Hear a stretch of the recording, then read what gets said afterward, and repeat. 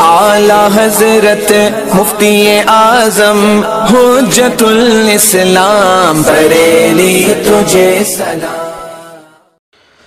السلام علیکم ورحمۃ اللہ تعالی وبرکاتہ۔ مرکز اہل سنت جامعہ رضویہ منظر اسلام کے یوٹیوب چینل ہم سبق درس نظامی میں آپ کا خیر مقدم ہے۔ جنہوں نے اب تک ہمارے چینل کو سبسکرائب نہیں کیا ہے وہ ضرور سبسکرائب کر لیں اور گھنٹی بھی دبا دیں تاکہ ہر اپلوڈ کی نوٹیفیکیشن اور اطلاع آپ تک پہنچتی رہے۔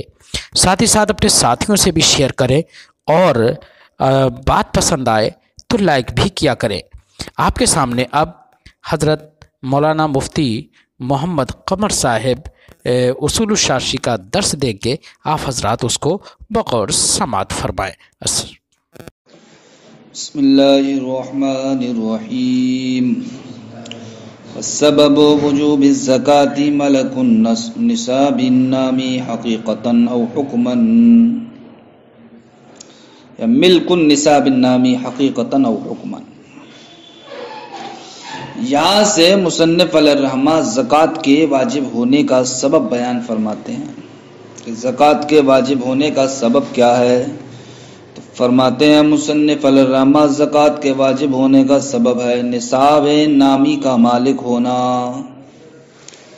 ایسے نصاب کا مالک ہونا جو نصاب بڑھنے والا ہو، جو نصاب بڑھنے والا ہو۔ اب چاہے حقیقتاً بڑھنے والا ہو جیسا کہ مال تجارت، چاہے حکماً بڑھنے والا ہو جیسا کہ جناب والا ہولان ہول۔ جس مال پر سال گزر گیا تو وہ سال بھر تک محفوظ رہا، اس میں سے کچھ کم نہیں ہوا، تو یہ بھی تو بڑھنا ہوا۔ یہ الگ بات ہے، حقیقتاً بڑھنا نہیں ہے لیکن حکماً اس کو بھی بڑھنا کہتے ہیں۔ تو اب زکوٰۃ کے واجب ہونے کا سبب کیا ہے؟ نصاب کا مالک ہونا۔ وہ نصاب کیسا ہونا چاہیے؟ بڑھنے والا ہونا چاہیے۔ اب چاہے وہ حقیقتاً بڑھنے والا ہو جیسا کہ مال تجارت، یا حکماً بڑھنے والا ہو جیسا کہ ہولان ہول گزر جانے کے بعد۔ فرماتے ہیں زکوٰۃ کی ادائیگی تو جناب والا ہولان ہول گزر جانے کے بعد ہی واجب ہوتی ہے، لیکن سبب کیا ہے زکوٰۃ کے واجب ہونے کا؟ نصاب نامی کا مالک ہونا۔ فرماتے ہیں اگر کسی انسان نے سال پورا ہونے سے پہلے ہی زکوٰۃ کی ادائیگی کر دی تو کیا ایسی صورت میں زکوٰۃ ادا ہو جائے گی یا نہیں؟ فرماتے ہیں ہولان ہول گزر جانے سے پہلے اگر کسی انسان نے زکوٰۃ کو ادا کر دیا تو یہ ادائیگی جائز ہے۔ کیوں؟ اس لیے جائز ہے کہ زکوٰۃ کے وجوب کا سبب نصاب نامی پایا جا رہا ہے۔ زکوٰۃ کے واجب ہونے کا سبب کیا تھا؟ نصاب نامی۔ سال گزر جانے سے پہلے بھی یہ پایا جا رہا ہے اور سال گزر جانے کے بعد بھی، لہذا سال گزر جانے سے پہلے پائے جانے کی وجہ سے اگر کسی انسان نے ایک سال گزر جانے سے پہلے ہی زکوٰۃ کو ادا کر دیا تو سبب پائے جانے کی وجہ سے یہ تعجیل کیا ہے؟ جائز ہے۔ یہ تعجیل جائز ہے۔ فرماتے ہیں وَسَبَبُ وُجُوبِ الزَّكَاةِ مِلْكُ النِّصَابِ النَّامِ حَقِيقَةً أَوْ حُكْمًا، زکوٰۃ کے واجب ہونے کا سبب نصاب نامی کا مالک ہونا ہے، اب چاہے یہ حقیقتاً نامی ہو یا حکماً نامی ہو۔ وَبِاعْتِبَارِ وُجُوبِ السَّبَب، سبب کے واجب ہونے کے اعتبار سے واجب نہیں ہوگا بلکہ یہاں پر کیا ہوگا؟ وجود السبب۔ وجوب کو کیسے بدل دو؟ وجود سے۔ وَبِاعْتِبَارِ وُجُودِ السَّبَبِ، سبب کے پائے جانے کے اعتبار سے جاز التعجیل فی باب الاداء، باب ادا میں تعجیل کیا ہے؟ جائز ہے۔ یعنی کہ اگر ہولان ہول سے پہلے اگر کسی نے زکوٰۃ کو ادا کر دیا تو چونکہ سبب پایا جا رہا ہے اس لیے وہ ادائیگی جائز ہے۔ وَالسَّبَبُ وُجُوبِ الْحَجِّ الْبَيْتُ لِإِضَافَتِهِ إِلَى الْبَيْتِ وَعَدَمُ تَكْرَارِ الْوَظِيفَةِ فِي الْعُمُرِ۔ یہاں سے مصنف علیہ الرحمہ حج کے وجوب کا سبب بیان فرماتے ہیں کہ حج کے واجب ہونے کا سبب کیا ہے؟ خانہ کعبہ ہے۔ خانہ کعبہ ہے۔ کیوں؟ اس لیے کہ جناب والا حج یہ منسوب ہوتا ہے خانہ کعبہ کی جانب۔ کیا کہتے ہیں ہم؟ حج بیت اللہ، حج بیت اللہ۔ تو اب حج کی اضافت ہوتی ہے، حج کی نسبت کی جاتی ہے کس کی جانب؟ بیت اللہ کی جانب، اور یہ اضافت آپ نے ما قبل میں جانا ہی تھا، یہ کیا ہے؟ سببیت کی دلیل ہے۔ لہذا حج کی اضافت ہونا خانہ خدا کی جانب یہ اس بات کی دلیل ہے کہ حج کے وجوب کا سبب کیا ہے؟ بیت اللہ ہے۔ اور جناب والا بیت اللہ چونکہ مقرر نہیں ہے، بیت اللہ ایک ہے، خانہ کعبہ کتنے ہیں بھائی؟ ایک۔ تو فرماتے ہیں مصنف علیہ الرحمہ بیت اللہ چونکہ مقرر نہیں ہے، اس لیے انسان پر عمر میں حج بھی مقرر نہیں ہے، بلکہ ایک ہی حج انسان پر کیا ہوتا ہے؟ واجب ہوتا ہے۔ پوری عمر میں کتنے حج واجب ہے انسان پر؟ کیوں؟ اس لیے کہ بیت اللہ یہ ہے حج کے وجوب کا سبب۔ اب بیت اللہ ہے ایک، اس لیے عمر میں حج بھی انسان پر واجب کتنے ہوتے ہیں؟ ایک۔ اگر کسی انسان نے جناب والا استطاعت سے پہلے ہی حج کو کیا کر لیا؟ ادا کر لیا، اب وہ بعد میں جناب والا صاحب استطاعت ہو گیا، تو اب کیا ایسی صورت میں جو اس نے استطاعت سے پہلے حج ادا کر لیا ہے وہی حج اس کا یہ حج فرض کے قائم مقام ہوگا یا نہیں؟ بتاؤ۔ جو حج اس نے اپنے اوپر استطاعت سے پہلے، ارے حج فرض کس پر ہوگا؟ جو صاحب استطاعت ہوگا بھائی، اسی پر تو ہے۔ اب صاحب استطاعت ہونے سے پہلے اس نے حج ادا کر لیا، رحمت خداوندی اس پر نازل ہو گئی، کسی طریقے سے انتظام ہو گیا۔ جیسے ایک ہمارے یہاں تھا، رکشہ چلاتا تھا بیچارہ، لیکن جو رکشے کی کمائی جو اس کو حاصل ہوتی تھی اس کو جوڑتا رہتا تھا وہ اس پیسے سے جناب والا وہ حج کری آیا۔ جب حج سے لوٹ کے آیا لوگوں کو بڑا تعجب ہوا، یہ تو رکشہ چلاتا تھا، لیکن اس کی لگن اور اس کی محنت تھی، خوب محنت کری، اس پیسے کو جوڑ کے رکھا۔ لوگ دوسری جگہ خرچ کرتے، اس نے حج کے لیے جوڑ کے رکھا، اللہ رب العزت نے اس کا ارادہ پورا کر دیا، وہ حج کری آیا۔ تو اسی طریقے سے اگر کوئی انسان صاحب استطاعت نہیں ہے لیکن کسی طریقے سے وہ حج کری آیا، تو اب یہ حج اس کے لیے حج فرض کے قائم مقام ہوگا یا نہیں؟ تو مصنف علیہ الرحمہ بیان فرماتے ہیں کہ یہ حج جناب والا اس کے حج فرض کے قائم مقام ہوگا۔ کیوں؟ اس لیے کہ سبب موجود ہے، اور سبب کیا ہے؟ خانہ خدا۔ صاحب استطاعت ہو یا صاحب استطاعت نہ ہو، حج کے وجوب کا سبب بیت اللہ تو موجود ہے۔ جب بیت اللہ موجود ہے تو اب وہ کسی بھی پوزیشن میں حج کو ادا کرے، لہذا ایسی صورت میں اس کا حج فرض کیا ہو جائے گا؟ ادا ہو جائے گا۔ اسی سے زکوٰۃ اور حج کے درمیان جدائیگی ہو گئی کہ اگر جناب والا زکوٰۃ کے وجوب کا سبب کیا تھا؟ نصاب نامی کا مالک ہونا۔ اگر کوئی انسان نصاب نامی کا مالک نہیں ہے اور اس نے زکوٰۃ کو ادا کر دیا، اب وہ نصاب نامی کا مالک ہوا، تو یہ پہلے زکوٰۃ کی ادائیگی، بعد میں جو زکوٰۃ اس پر لازم ہوئی اس کے قائم مقام نہیں ہوگی۔ پر خلاف حج کے کہ حج استطاعت سے پہلے کر لیا تو اب جناب والا استطاعت کے بعد جو اس پر حج لازم و ضروری ہوتا ہے اس حج کے قائم مقام پہلا والا حج ہو جائے گا، برخلاف زکوٰۃ کے۔ وجہ کیا ہے؟ وجہ یہی ہے کہ جناب والا زکوٰۃ کے وجوب کا سبب نصاب نامی کا مالک ہونا تھا، اور جس وقت یہ زکوٰۃ دے رہا ہے اس وقت نصاب نامی کا مالک نہیں ہے، لہذا سبب نہیں پایا گیا۔ اب جناب والا جب وہ نصاب نامی کا مالک ہو رہا ہے تو اب سبب پایا جا رہا ہے، لہذا اب اس پر زکوٰۃ واجب ہوگی، اور جو پہلے دے چکا ہے وہ اس زکوٰۃ قائم مقام نہیں ہوگا۔ برخلاف حج کے کہ جب اس نے حج کی استطاعت نہیں رکھتا تھا، وہ جب اس نے اس حج کو ادا کر لیا تو یہ حج اس وقت جبکہ اس کو استطاعت حاصل ہو اور اس استطاعت کی بنیاد پر حج اس پر کیا ہو؟ فرض ہو، تو یہ پہلے حج جو استطاعت سے پہلے کیا ہے یہ بعد والے حج کے کیا ہو جائے گا؟ قائم مقام ہو جائے گا۔ کیوں؟ اس لیے کہ وہاں سبب پایا جا رہا اور زکوٰۃ میں سبب نہیں پایا جا رہا ہے۔ فرماتے ہیں وَالسَّبَبُ وُجُوبِ الْحَجِّ، حج کے واجب ہونے کا سبب البیت، کیا ہے؟ خانہ خدا ہے، لِإِضَافَتِهِ إِلَى الْبَيْتِ، اس لیے کہ حج بیت اللہ کی جانب منسوب ہوتا ہے، اور اضافت یہ کیا ہے؟ سببیت کی دلیل ہے۔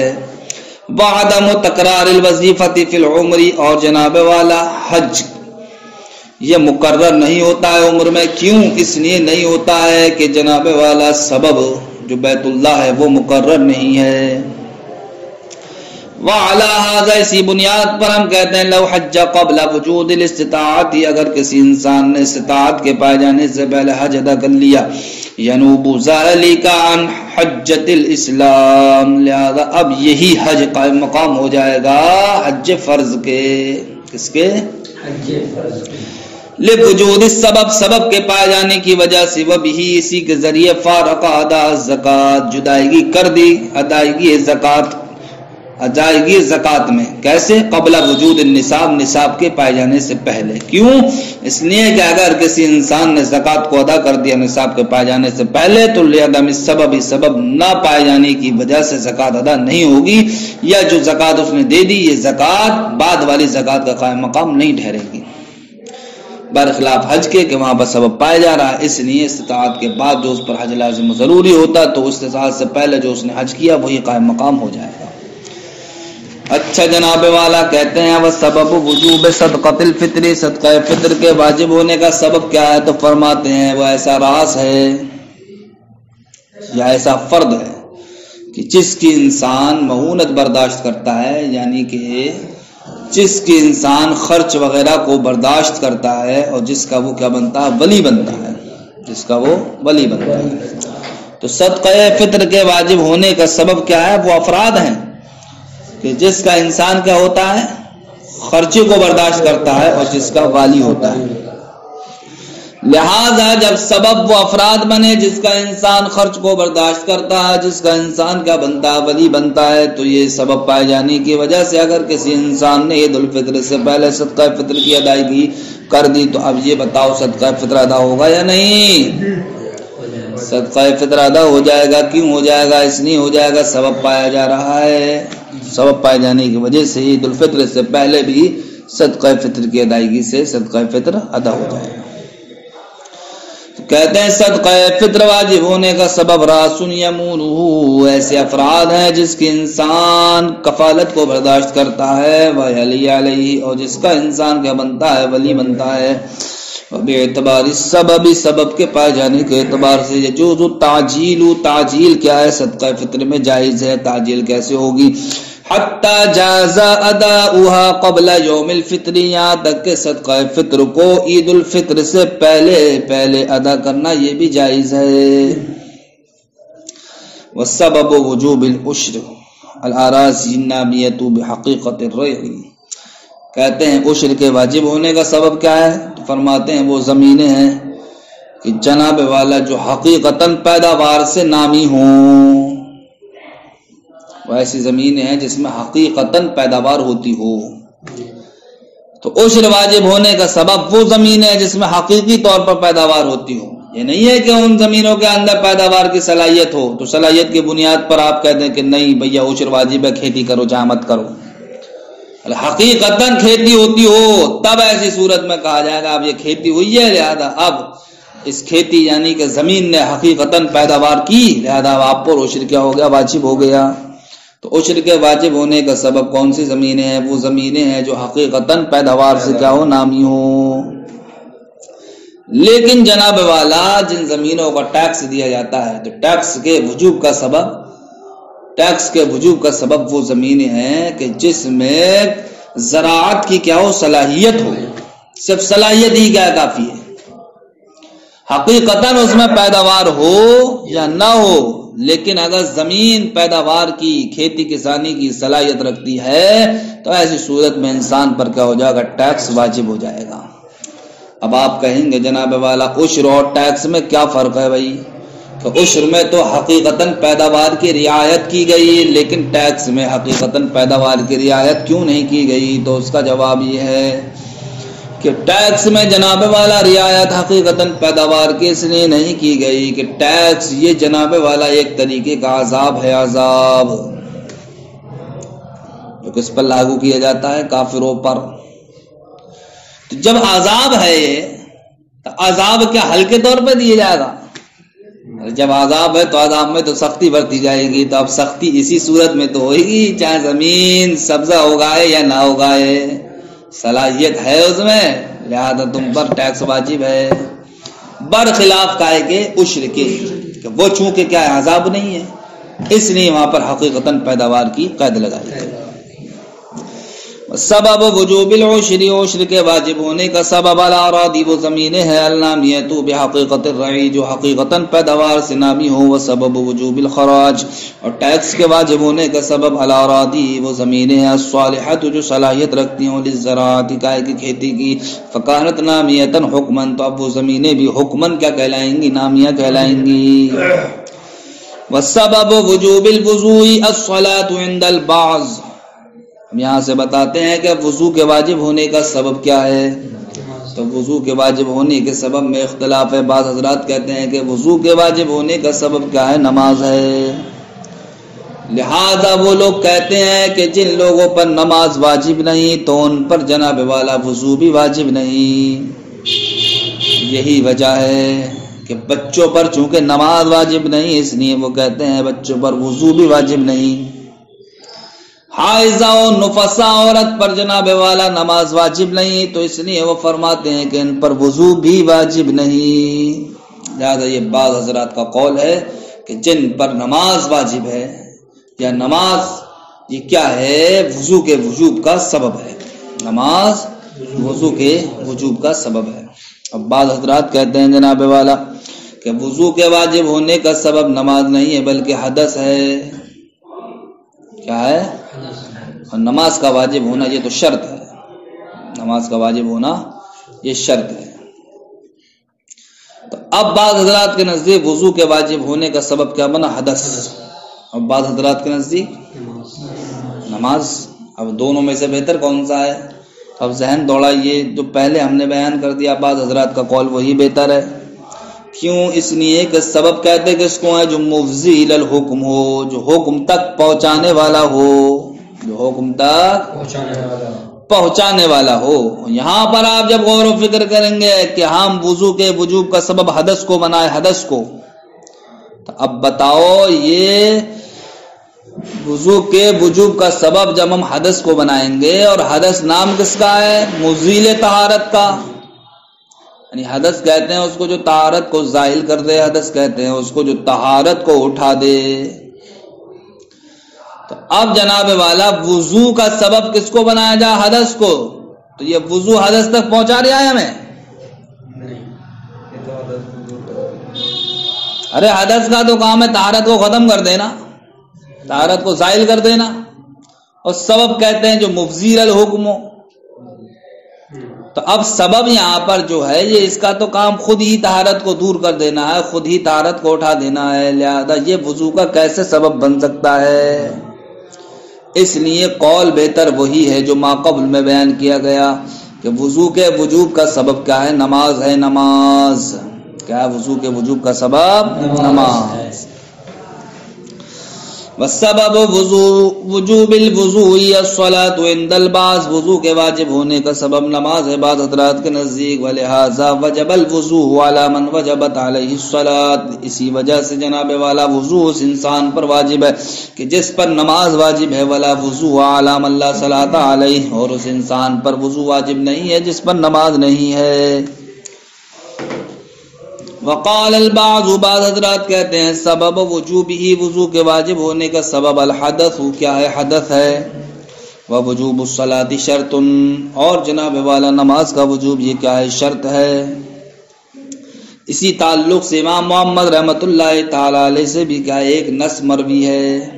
سمجھ گئے؟ اب میں نے بہتر قول آپ لوگوں کے سامنے رکھ دیا، کیا ہے؟ پہلا والا ہی ہے۔ اچھا جناب والا وضو کی تو بات ہو گئی، اب غسل کی بھی بات کر لو تھوڑی بہت۔ تو فرماتے ہیں غسل کے واجب ہونے کا سبب کیا ہے؟ حیض ہے، نفاس ہے، اور جنابت ہے۔ غسل کے واجب ہونے کا سبب حیض کی بنیاد پر غسل واجب ہو جاتا ہے، نفاس کی بنیاد پر غسل واجب ہوتا ہے، یا جناب والا جنابت کی بنیاد پر کیا ہو جاتا ہے؟ غسل واجب ہو جاتا ہے۔ سبب وجوب الغسل، غسل کے واجب ہونے کا سبب الحیض، حیض ہے، والنفاس، اور نفاس ہے، والجنابت، اور جنابت ہے۔ السلام علیکم۔